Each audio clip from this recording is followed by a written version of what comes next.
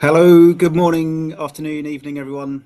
Welcome. Thanks for joining today, where we're going to spend the next hour or so talking about the importance of investment readiness for agritech organizations to support the growth, support their growth and the ecosystem at large.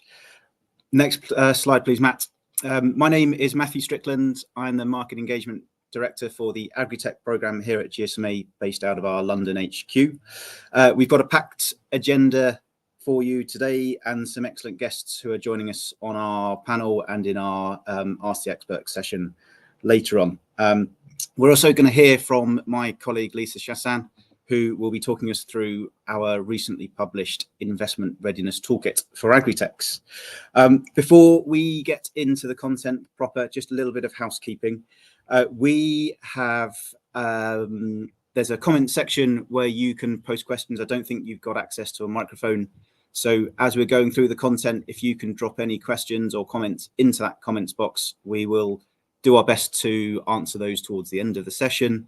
We'll do as many as we can live on this session, and then we'll follow up with those that we don't quite get time to answer today. Then, yeah, so keep those questions coming in. We'll get to those when we finish Lisa's presentation and get to our special guest who's joining us today. Matt, next slide, please. So here at the, if I just do the agenda quickly. So when I've just introduced the session, we'll move straight into our panel discussion. I'll introduce those guys in just a second. We'll then spend a few minutes talking about the highlights from our investment readiness toolkit, and then we'll move into that Ask the Expert session. So about 20 to the hour, we'll start answering your questions. So please do get those in the comments box. Here at the GSMA Agritech program, we're working towards equitable and sustainable food chains that empower farmers and strengthen local communities through research, technical assistance, and developing partnerships between stakeholders. Next slide, please. We do this through bringing together and supporting the mobile industry, agricultural stakeholders, innovators, and investors in the agritech space to launch, improve, and scale impactful and commercially viable digital solutions for smallholders in low and middle income countries. All this driving towards improved livelihoods, financial inclusion, and climate resilience. Next slide, please. Today, we're going to hear from 3 of our cohort members from our GSMA Agritech Accelerator, who we've been supporting over the last 18 months or so with UX and UI research, MEL, and investment readiness support. The accelerator was commissioned by the German Federal Ministry of Economic Cooperation and Development, or BMZ, and part of the Promotion of Innovation in Agriculture, or IFA-AG, being carried out by GSMA on behalf of GIZ, our donor, who we're very grateful for their support. Next slide, please.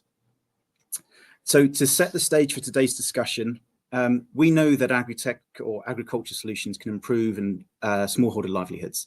We also know that agritechs are often founded by entrepreneurs who come with great knowledge and understanding of the agritech space with a solution to a specific or a set of problems. However, we also know that in many cases, their understanding of the investment ecosystem is quite limited. As a result, agritechs often struggle to obtain the funding required to scale, facing multiple challenges, whether it be articulating a clear value proposition, navigating the investment world, or adopting a focused and strategic fundraising approach, or identifying and aligning with investors' expectations and perspectives.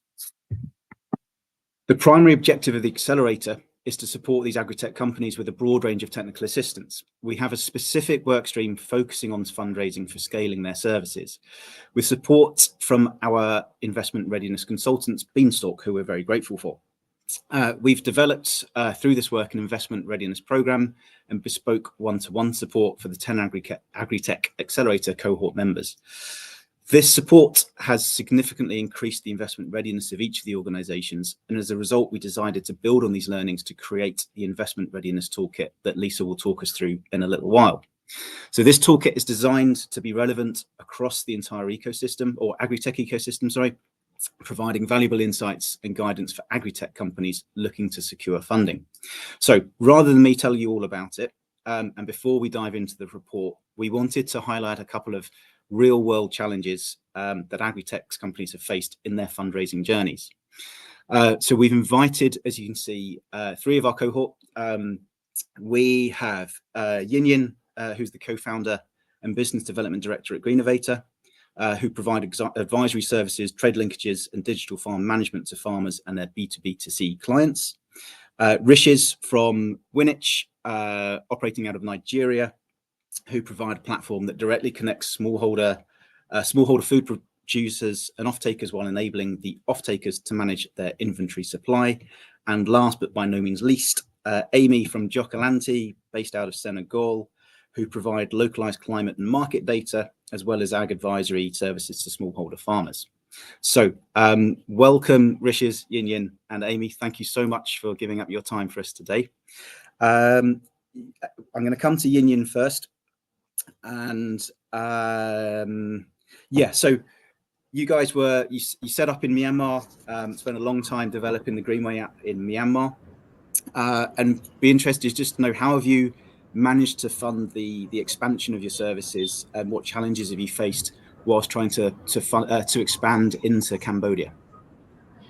Yeah. So hello everyone, and first of all, thank you so much for inviting me to join this event and sharing my experience here. So yeah, so actually, when we are expanded to the Cambodia, even the market is similar with our Myanmar market, but they say we need a lot of the partnership and network to know what the market is really need, or whether our service is useful or workable or not, like this. Yeah.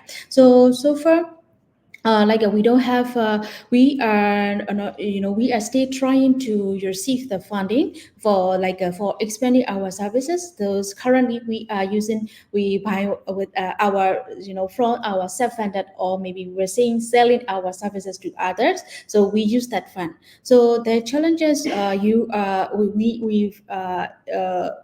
have is, when we are trying to pitch our our organization, so it makes investor a little bit confused because when we are talking about so we are from Myanmar or something like that, is it like a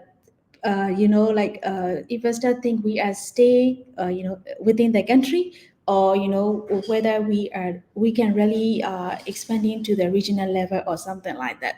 So that's why, when we are trying to pitch to the investor, we need to rebranding ourselves as from the Singapore based company, or kind of a Cambodian based company, and then it is only show them 2 years experience. Actually, we've been started in Myanmar for more than 8 years, but so at the time we it makes the investor confused, we have a much experience, but our company history is shorter than our experience. So it's look like we are rebranding as our startup, and that we starting from the starting from the scratch for the pitching to the investor. Yeah, this is our challenges when we expand into the market. Maybe this is one of the unique for ourselves because of the condition. Yeah.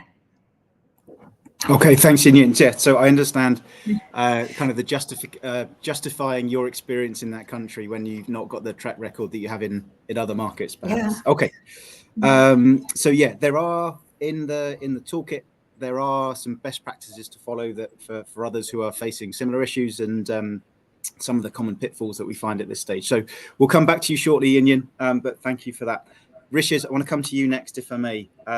You're probably at a different end of the scale from YinYin and Greenovator. We know you've made a bit more progress in your fundraising journey, but I'm really, yeah. So I know you've raised several USD over the course of your work experience there, but maybe you can think back to the key challenges you guys were facing whilst trying to raise funds in those early days. All right, thanks everyone. Hi, Matt. Good morning, afternoon, everyone, evening. So yeah, it's been an incredible journey. Excited to share some of the challenges that we have faced. I remember in the early days, one major challenge that we faced was identifying the right investor, right? People don't understand how crucial this is, but it is a very crucial aspect in terms of, securing funding. And this is because finding the right investor is crucial, because you need to find persons or investors that align with the priorities of the company.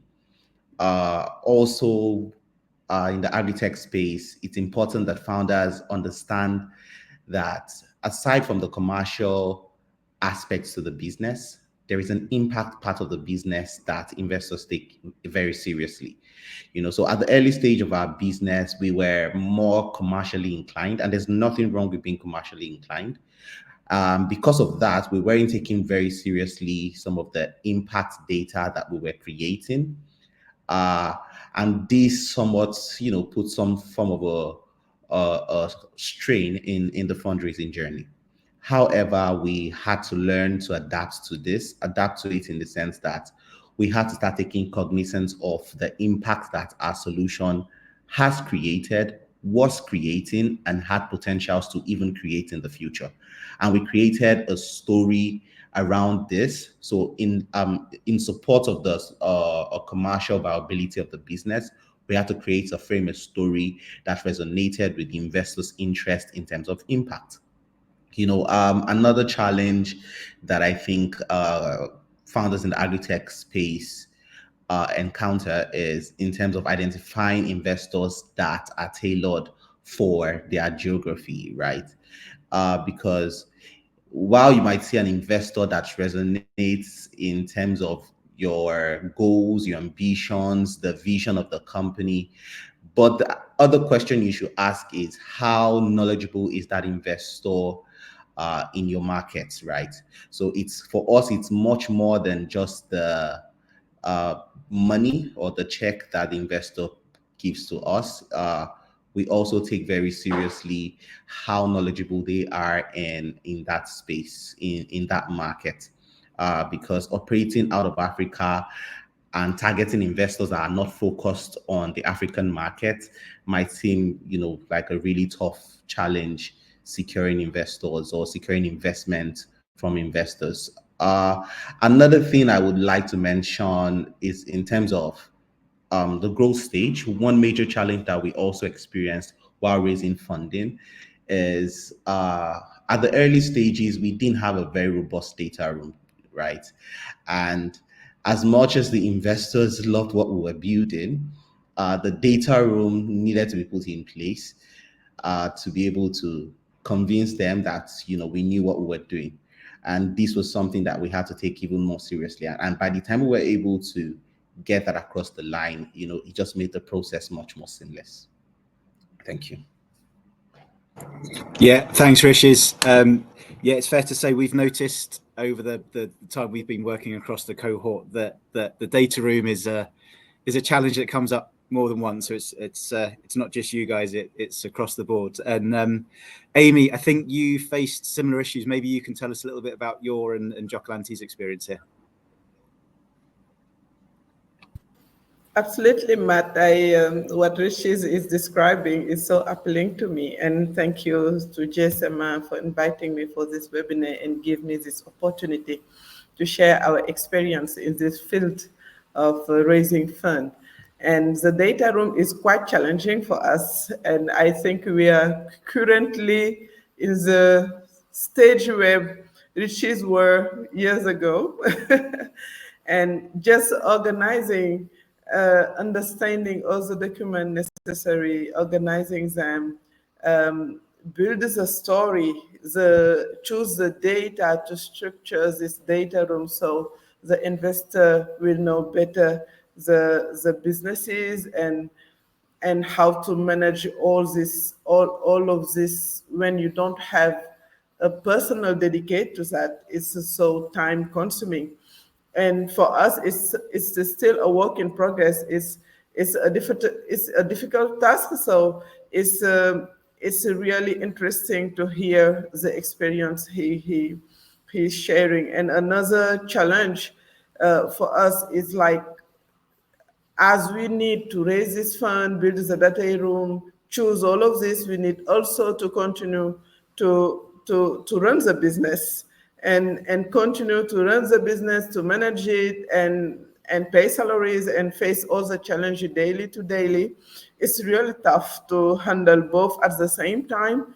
And fundraising is taking a lot of time. It's a time-consuming thing. And as a small team, we do not have yet a dedicated person doing this and dedicate to this. So what is the biggest takeaway from this accelerator is all this investment readiness we received, the coaching, all of this helping us build the stories, the pitching is really helpful.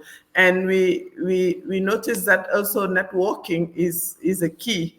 We need to know the right investor to contact them, to send email, to get in touch, and do all this due diligence, because we need to know them if what we're doing is something that they are interested to, how much what we're doing is resonating with their work and the field they want to invest. So all of this networking is also another thing.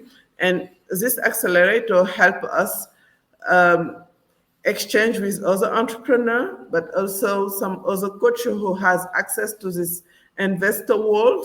And for us, it's like how we will gain as much as we can during this time to build the network, improve the data room, and definitely I will catch riches to work on that better. Thank you. Thanks, Amy. Yeah, absolutely. I mean, having a strong network is massively important anyway, but I think it's magnified when we're talking about fundraising for agritechs. So if I come back to you, Amy, just quickly, without having a network in place, how have you navigated the world trying to identify investors and trying to connect with the right people? How have you tried to do that, and what are the barriers you faced? Sorry, you're on mute, Amy. Sorry. Oh, I'm still in the learning curve for this, because just understanding, identifying them and understanding how investors think, what they expect in a pitch, and what supporting document they need to see, in what stage of the discussion and the negotiation. For a long time, I struggled to just figuring out what type of investor would be the best fit for us. Now, for definitely, we know that we want an impact investor with all this course, with follows the coaching, we benefit from this accelerator. But it's essential for us, this capacity building about investment readiness, understanding all this question we need to answer from investor, and just to design our focus and align our approach with the right type of investor, and defining the right amount based on our need. So all of this is a lot of work, because for years it was just focused on turning the business and getting as surviving literally, and trying to expand. Now in this growth phase, it is like how we can be more professional, build a better story, and get as much as we can from our data and show our impact. Yeah. Thanks, Amy. Just picking up on one of the things that Amy's just said, I'm going to come to you, Rishes, in a second. I just want to remind people, if you've got questions or comments, please drop them in the comments box, and we'll get to them. I can't see on the screen how many we've got at the minute, but please drop them in if you have any, and we'll come and answer those later. But Rishes, just picking up on Amy's point about, you're the CEO of Winich, how you divide your time between keeping an eye on the company and reaching out to investors. How have you managed that? Very interesting question, Matt, because at the early stages when we just began raising, I think it was our seed round then, I had to do it. I mean, because fundraising is a very daunting process. It's exhausting. It's time consuming. right? So at the early stages, raising our seed round, I had to do a lot of delegation and took some level of like a step back from the day-to-day operations in order to, have sufficient time to attend to investors, right? Or the whole process of fundraising. However, I learned better, which is what I now began doing is including the process of fundraising in my day-to-day activity. So rather than having to step away from the day-to-day running of the business, how about I included it in the day-to-day running of the business and just allocate some time that I would allocate to sales or allocate to operations, just allocated some time as well to fundraise. So, because at the end of the day, it's almost a never-ending process, right? Especially if you're growing and scaling in a very rapid level. So that's how I've been able to manage it so far. So as against having to step away from the business for a few months, and do a lot of delegation, I have introduced and inculcated it in my day-to-day activity. Thank you. Great, thanks, Riches. Bit like exercise, trying to build it into your day rather than doing it on the either end. Okay, YinYin, I want to come to you next. And again, I'm going to pick up on something that Amy said, but I know has been a challenge for you guys. So this idea of valuation and coming up with a number that you need and justifying that number. So valuing a company is crucial. It's a big part of the fundraising process. How have you guys at Greenovator approached this?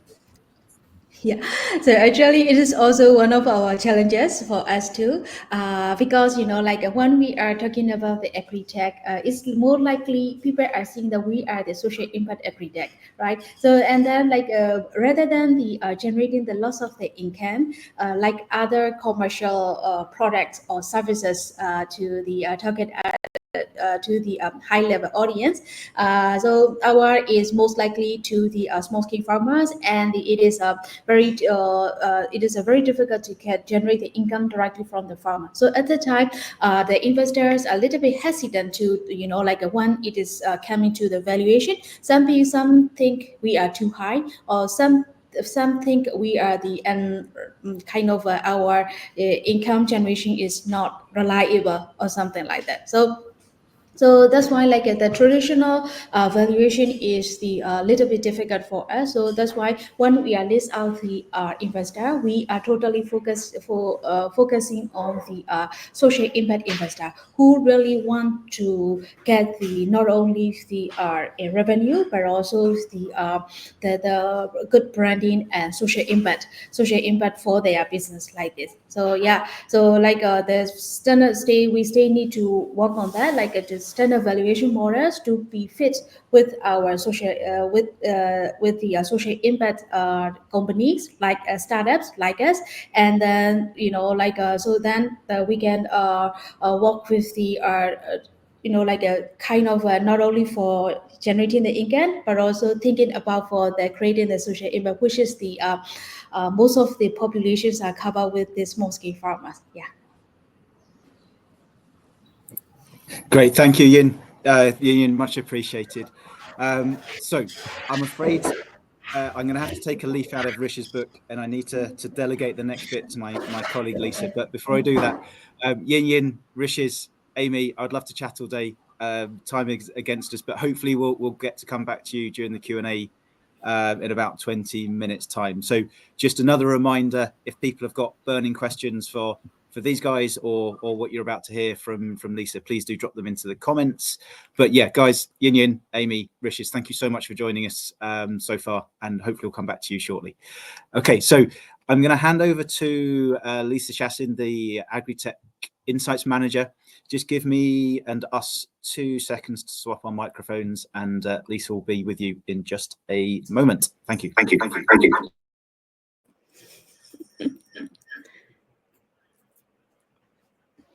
Thank you, Matt, and thank you, Amy, YinYin, and Riches for that insightful panel discussion.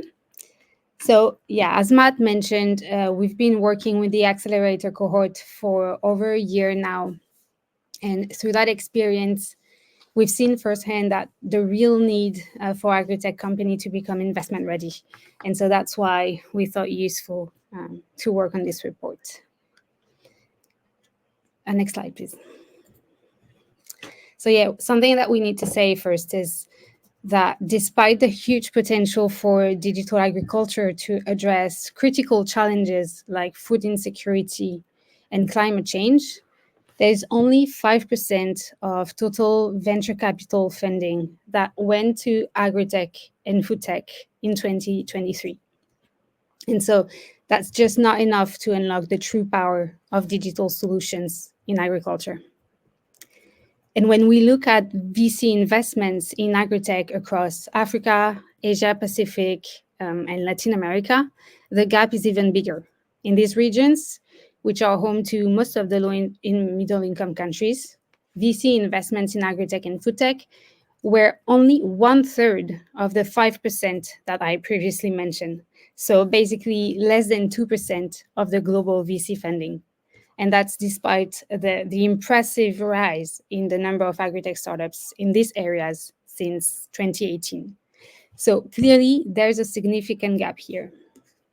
At the same time, as we've heard earlier in the panel, many agritechs struggle to meet investors' expectations. So we've spoken about challenges in one, clearly communicating their value or finding the right investors, but also setting a realistic valuation and aligning with investors' expectations.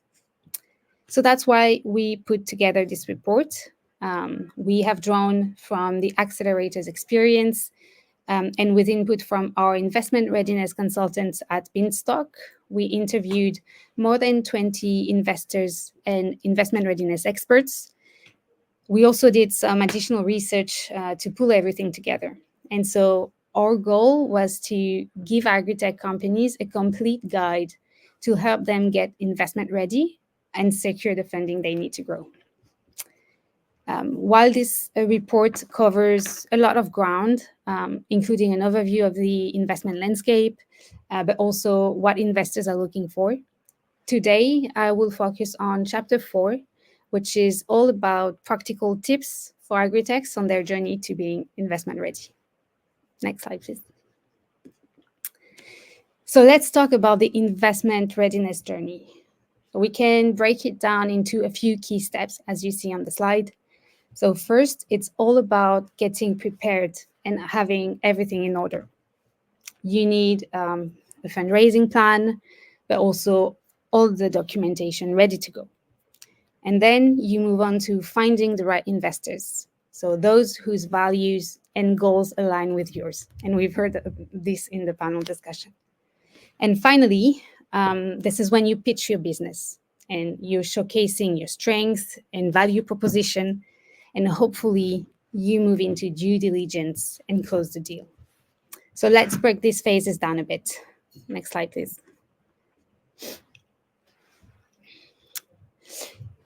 Yes, so as I was just saying, before you approach investors, you need to be prepared. And this starts with building a solid plan, fundraising plan.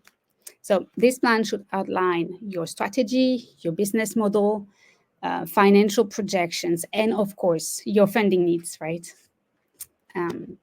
You will also need to show investors the potential for the return on investment.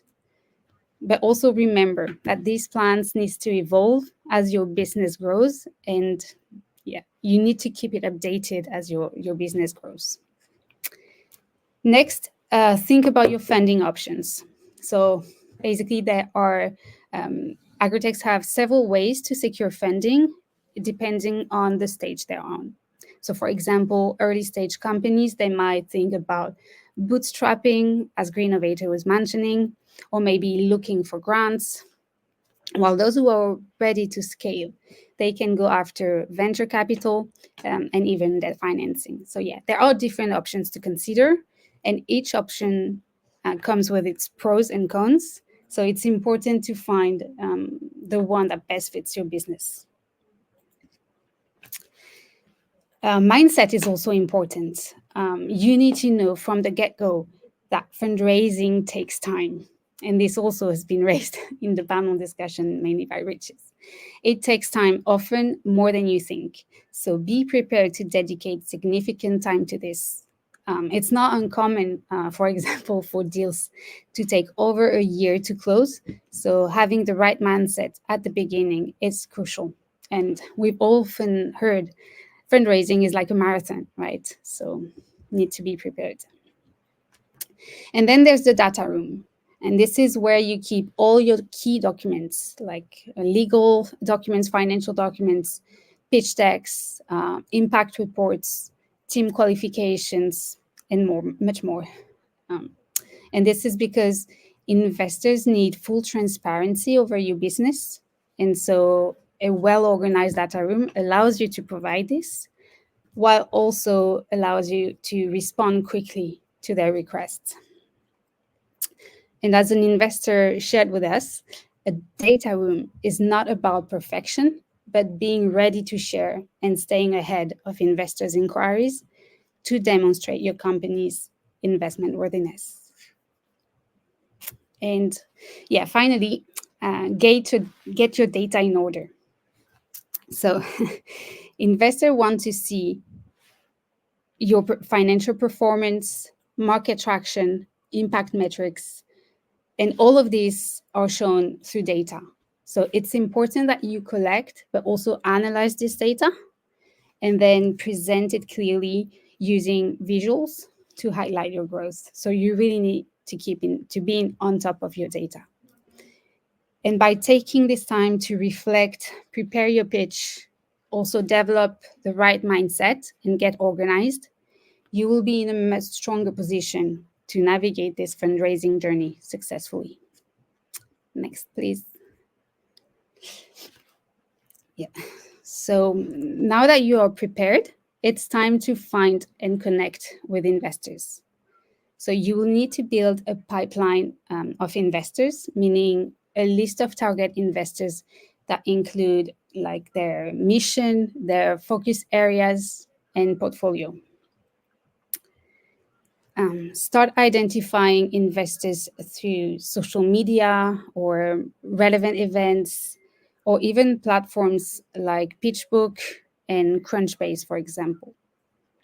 You need to do your homework on these investors to ensure that they align with your values and your company's growth stage, and that their geographic scope also aligns, as Riches was mentioning.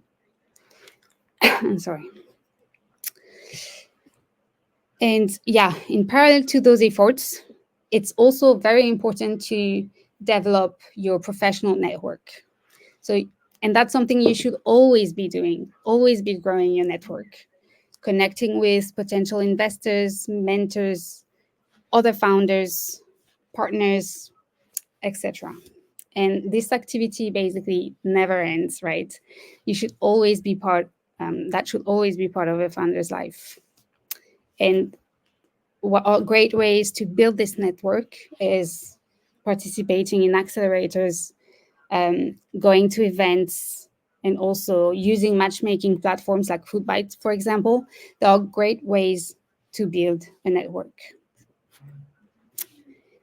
And once you have a solid database of investors and a growing network, you can start reaching out. So there are different ways to do it, right? And of course, warm introductions, meaning connecting to an investor via a mutual connection, is generally the best way to go, because it brings trust, and you're more likely to hear back from the investor. But in some cases, that's not possible. And so if you're decided to send a cold email, as we say, so without any mutual connection involved and prior discussion as well, you need to make sure that this email is personalized, showing that you've done your research on the investor. So we've often heard from investors that, you know, they're not against the idea of receiving cold emails, and they read it often. The thing is, they told me during the research that 95% of these emails are not targeted to their scope, to their interests. And so that's why when we talk to agritech, we hear cold emails, they never work. I think there's a misalignment here. And doing your research and really showing an investor, this is why I'm writing to you, really pays dividends at the end, right? Next slide, please. Good. So now we're going to talk about pitching. It's convincing investors to invest in your business. And this requires a compelling story that showcases your company of unique value and strengths. So we're going to provide here a few tips. There's many more in the report, but one is to understand that investors hear multiple pitches every day. And so you need to capture their attention very quickly with a strong opening that makes your agritech stand out. So remember to really work on your opening and catch their attention.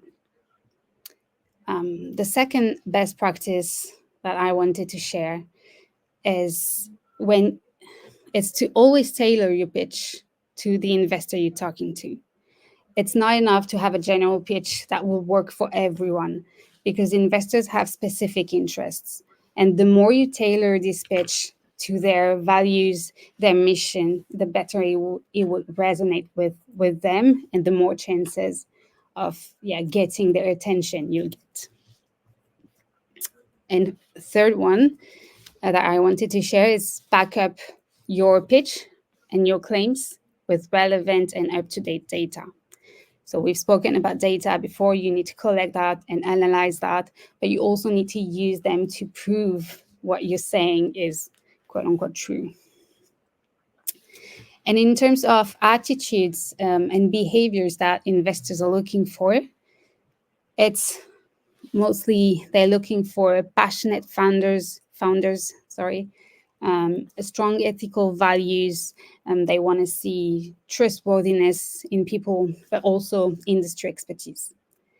And so they want to know that you are fully committed to the business. And for example, it's often considered a red flag when a founder has a business on the side or has a full-time job. They want to see the commitment.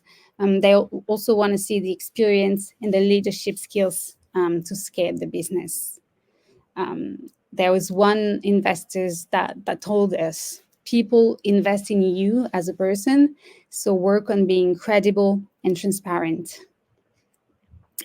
And something also to consider when speaking about the pitch is to practice it with relatives, with other founders or mentors, until it sounds really natural and you feel that it clearly communicates the problem you're solving and the value you're offering.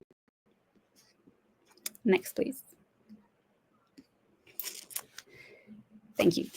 So once you've pitched, the process doesn't end there, right?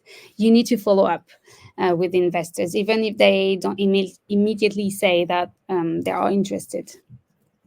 It's also good practice to seek feedback on your pitch with the investor you're talking to, and stay on their radar for potential future partnerships.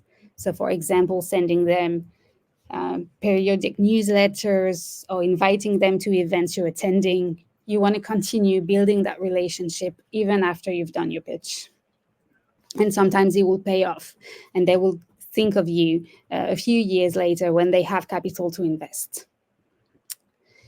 And if an investor decides to move forward, well, congratulations. That's when the due diligence process begins.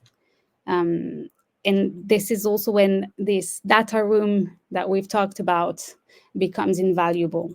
Investor will thoroughly go through all these documents in the data room and review your company's records and ask you detailed questions about technology, scalability, intellectual property. So you really need to be prepared that they will cover a lot of areas to assess the risk of investing in your business, but also the benefit and the potential. And then once the decision of investing is made, you will work together to agree on the terms and conditions of the deal. And so this step is particularly critical in seed rounds, so the very first stages when an agritech will seek investment. And this is critical at that stage, especially because it will set the foundation for future funding.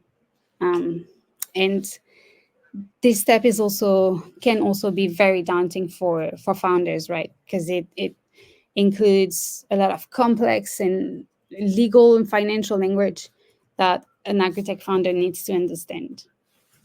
That includes, for example, key terms like equity split, exit strategy, but also corporate governance. So yeah, oftentimes investors recommend to get legal and financial advice to navigate this critical step. And next, please. Good. So yeah, we are reaching the end of my presentation. So that was a rapid overview of Chapter 4 of our toolkit. And I encourage you to download the report for more detailed guidance on each step of the fundraising journey. You'll also find useful tips, templates, and tools that can be incredibly useful to your fundraising journey. And I think you will find the link to our report in the chat. Now, I'm sure that you all have many questions you want clarity on regarding your own investment journey and challenges. And we thought, what's best that an investor to answer those for you? So that's why we have with us Deji Adebusoye. He's a partner at the private investment firm Sahel Capital. Sahel Capital investments focus on the food and agriculture sector in sub-Saharan Africa, providing debt and equity to support the scaling of African food and agriculture businesses. So please post your questions in the chat, and Deji will offer his own views to help you answer them. Welcome, Deji.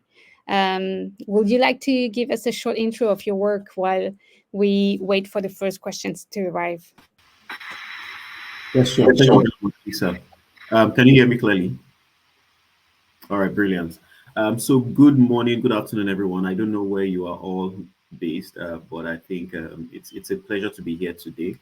My name is Deji Adebusoye, and I'm with Sahel Capital. As Lisa mentioned, we are a private investment firm, and over the last, I would say about 11 years now, we've been investing solely in the food and agriculture sector, starting just with Nigeria, but now we are investing across about 13 countries in sub-Saharan Africa. We initially started by just investing equity, very large ticket sizes. But more recently, we've also moved a bit further down in that financing landscape, and we now provide ticket sizes of between 300,000 to 2.4 million, but more as a loan, as credits, but with the flexibility to do some equity as well. We are still exploring also, because we also understand that there are still companies that are they're not looking for 300,000. What you need to be able to unlock the next phase of growth is $100,000. And unfortunately, these are also the companies that would not be able to approach banks to get the right kind of financing. So we are also exploring how to be able to make capital available at that scale also for SMEs. So I'm happy to be here today. I'll try and answer as many questions as I can. And the ones that I cannot, I will defer back to, I will deflect them to Matt and Lisa. Is Richie still online? I hope so, because I'm going to come to him for one or two of the questions. But we've got a cracker to kick things off, Deji. So thank you, Patrick. Nice to have you on board. Patrick's asked, in a volatile and unpredictable regulatory environment, which characterizes most African economies, how would you describe the alternate options of having a good mix of avoiding being overly optimistic and too conservative about projections. So I think this is probably targeted to one of the staff of the agritechs. But yeah, how from your perspective, Deji, how do you kind of when you're listening to pitches, how do you sort of assess whether people are being overly optimistic or too conservative? Yeah, thanks, Martin. Very good question, and I think it's something we face every day, day in, day out. We always see these very ambitious numbers. I mean, it's good to be ambitious. One of the reasons why you're a startup founder, why a lot of investors want to back you, is also because you're quite ambitious, right? But then you also want to be realistic in your ambition. And what I've seen too many times are people that just put out numbers that when you poke into those numbers, you realize that the market size that they are gunning for is probably the total African market size, or the market size, assuming they will take like 90% share in the global market, where you poke in and you begin to see that these things are not realistic, right? So, from my own point of view, I think the first step to making sure that you are being realistic in your assumptions is to really sit down and ask yourself, what can we do? Forget about investors, forget about, who is going to bring in money, who is not going to give you money. If today you are running a business that you don't get any money at all, that's the first question. Where will you be?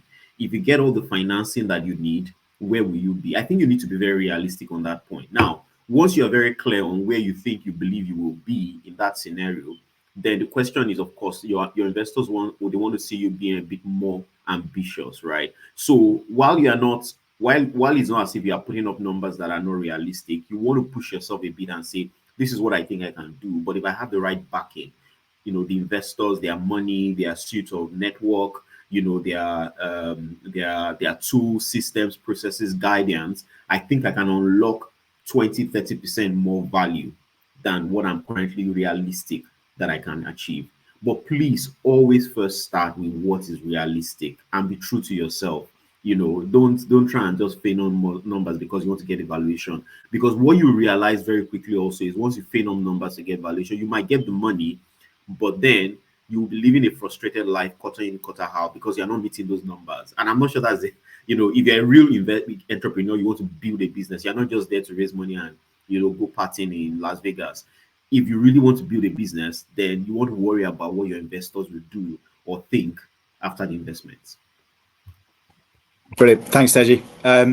Okay, so the next question is from anonymous, so I can't assign a name to it, but they're asking, so people are used to or accustomed to valuing market size financial projections. There are obviously models that you can follow, but how do you realistically measure impact, and what metrics or figures would an investor look at when assessing that impact? And what looks positive, I guess, is what they're asking. And Riches, I might come to you after this as well, but go ahead, Deji.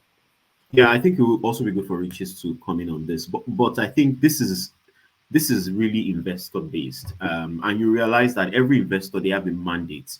When they were putting together the capital to deploy, they were putting it. There were some certain objectives in their mind that they wanted to achieve. A good example: we have two funds. Our first fund, Fafin, when we were setting it up, the objective was, we wanted to drive food security, we wanted to drive value chain integration.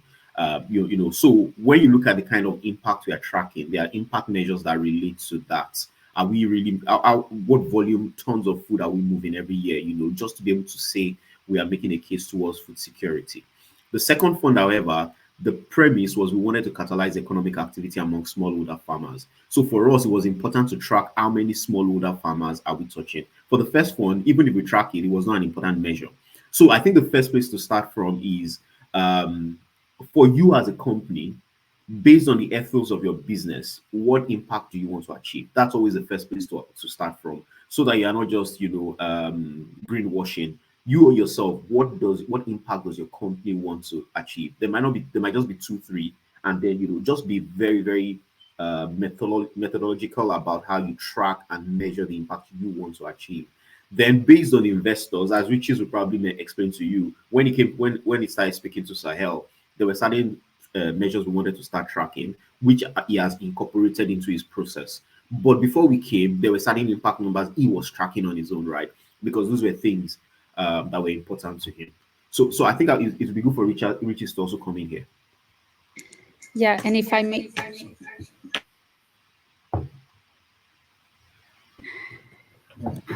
I just wanted to add to that.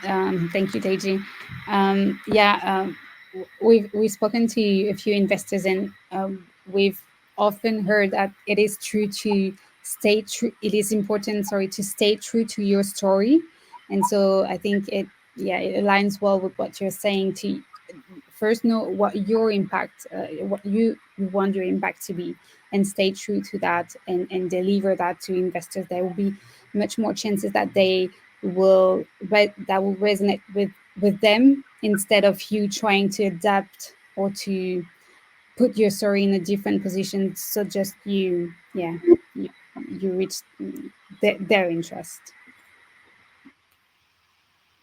Yeah.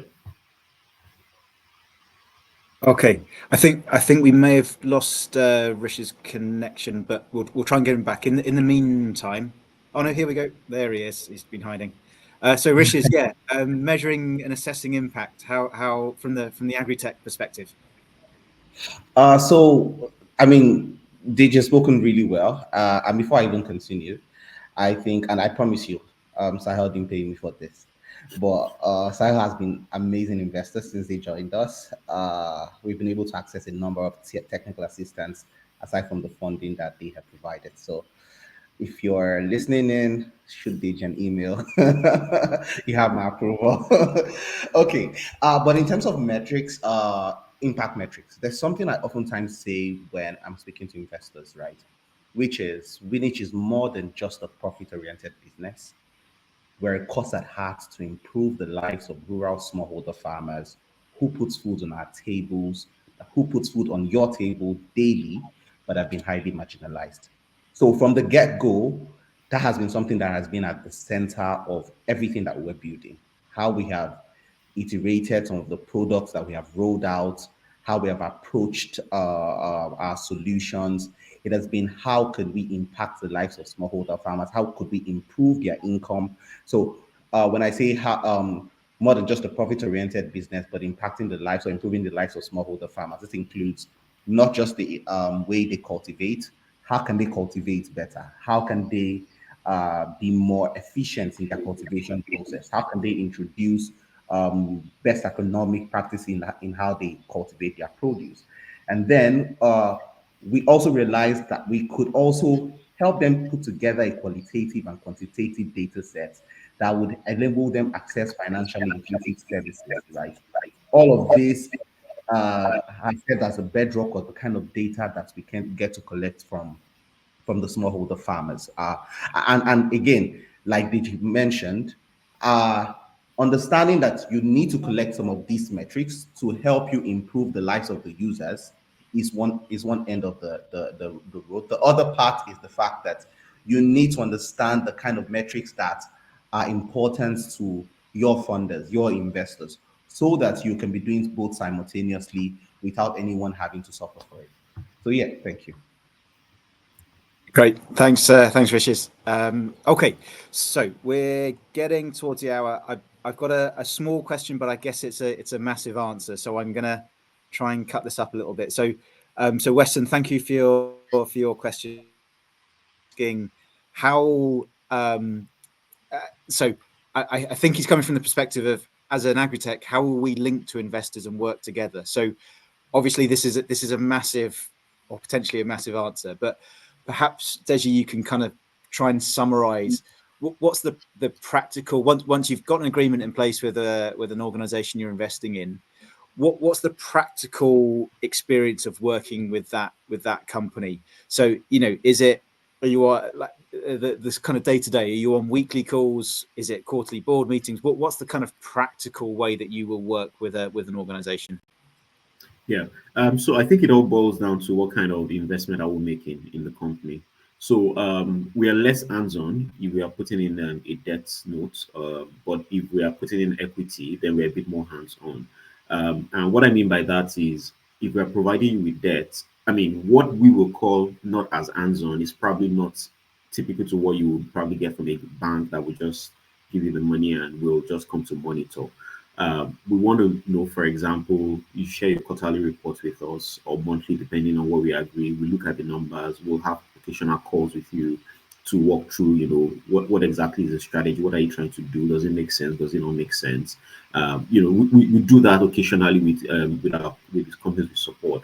And like Rich has also mentioned, we also observe what are some of the gaps that they might have. And then we say, how can we leverage our technical assistance facility to support them to be able to do that? So, for example, do you need to put in place an ERP system to help you, better visibility on your numbers? Do you need to have, a quality assurance system on your processes?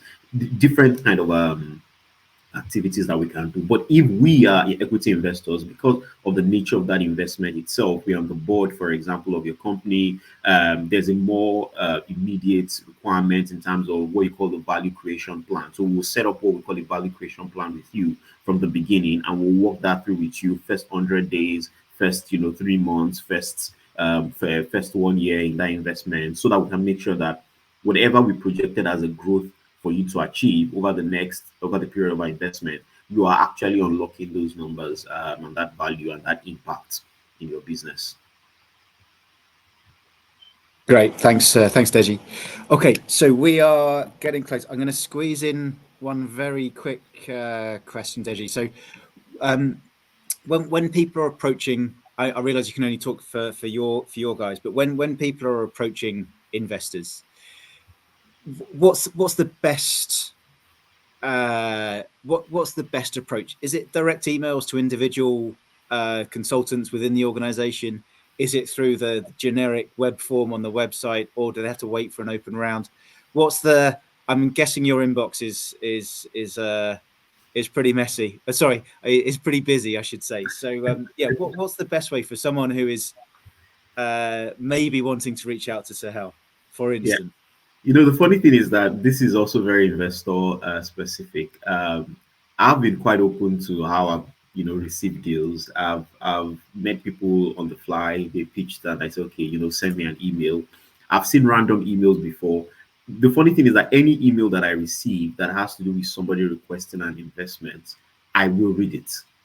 Now, I might not reply based on what I read, but I will read it. You can be assured I will read it. I will scan through very quickly. In fact, I've gotten random emails from the US, somebody wanting to invest in gold somewhere in South America. I will read it. I just might not reply because this is not relevant to what I'm doing, right? So I would say that as much as possible, if you can get a hold of somebody to introduce you, I think that's always better because maybe you have, for example, an organization like GSMA. If I get an email from Lisa to say that, look, this company is doing X and Y, and we would like you to take a look at them, I for sure will not only read, I will respond to say that, okay, maybe it's not a fit or it's a fit. So an introduction helps. If you don't have anybody to introduce you, please by all means send an email. If you can reach out on LinkedIn, send an email to the investor on LinkedIn. Some will reply, some won't, but this is the life of an entrepreneur. You just have to keep knocking on the door until you get the response from someone. Brilliant. Thank you, Deji. Quite literally a numbers game. Thank you so much. Okay, we are right up against it in terms of time. I think we've covered most of the questions. If there are any in the chat that we've not got to, I'm sorry. We will do our best to follow up afterwards. But thank you to everybody who has posted questions. Matt, can I? Sorry, go ahead. Let's say one thing. There was one question I saw. I just want to say something very quickly to it, which is on what is one of the most memorable ways a startup founder has managed to get your attention. I think that the person of the founder must come through in a genuine way to the investor. Don't try to be something somebody else is, and what you are and the passion and the passion for the business has to come through. You have to be hands-on. You are not a founder that is just laptop founder. You just like speaking the grammar, but you are not rolling up your sleeves. Every single company we back, the founders are I don't know what word to use for them, but they roll up their sleeves. They are operationally intense and involved in their business. But let that come through in the way you communicate with the investors. I think that always, catches the attention on the fly. Thank you. Thanks for spotting that, and thanks for the response, Deji. Okay, so we are really up against time. I'm sorry, we needed several more hours for this, but thank you, Deji, so much for giving up your time this morning. Riches, YinYin, and Amy, again, thank you so much for joining us and sharing your insights and the challenges. Lisa, thank you for all the hard work that's gone into the report. The slides that Lisa shared, they are from the report. So go to the website, go to the link, scan that QR code, download it, digest, get in touch with us with questions, comments. Love to hear from you and hear how you're interacting with it and what your comments are on the tips and advice provided in the toolkits.